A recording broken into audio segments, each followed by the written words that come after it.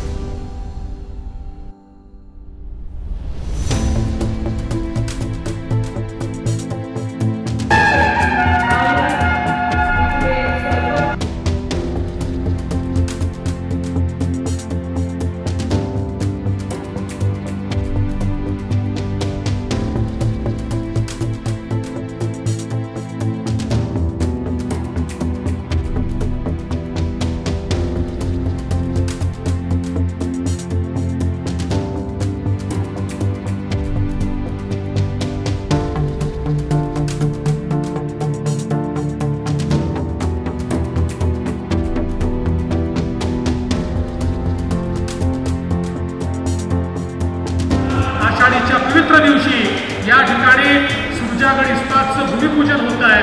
म्हणून मी पुन्हा एकदा सुनील जोशीजी तुम्हाला आणि तुमच्या पूर्ण टीमला अतिशय मनापासून धन्यवाद देतो।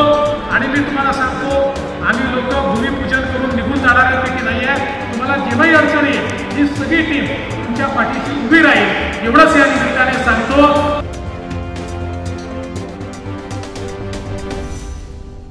सूरजागढ़ इस्पात प्रायव्हेट लिमिटेडचे प्रमुख सुनील जोशी असतील, वेदांत जोशी असतील, बाकीची सगळी त्यांची टीम असेल, त्यांनी एक चांगल्या पद्धतीनं या दुर्गम भागामध्ये प्लांट लावण्याचा निर्णय घेतला आणि या भूमिपूजनाच्या निमित्तानं आम्हाला सगळ्यांना बोलवलं, त्याबद्दल त्यांना देखील मनापासून धन्यवाद देतो। सरकारवर टीका करतात, पण दावोसला जे काही एमओयू झाले होते त्याची अंमलबजावणी हे शासन कशा पद्धतीने करतंय याचं बुद्धिमंत उदाहरण म्हणजे सूरजागढ़ इस्पात कंपनीच्या आजच्या भूमिपूजनाचा कार्यक्रम आहे।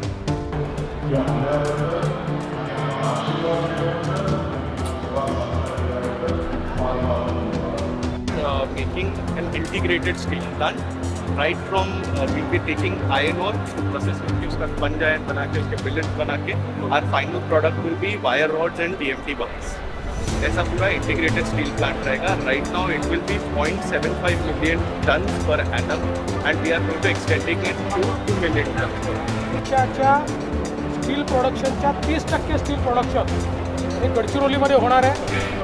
करीब यहाँ पर 10,000 करोड़ का इन्वेस्टमेंट यहाँ पर होने जा रहा है और करीब 8 से 10,000 लोगों को यहाँ पर रोजगार देने का काम ये सूरजागढ़ इस्पात के माध्यम से किया जाने वाला है। तो ये सब काफ़ी तादाद में यहाँ पर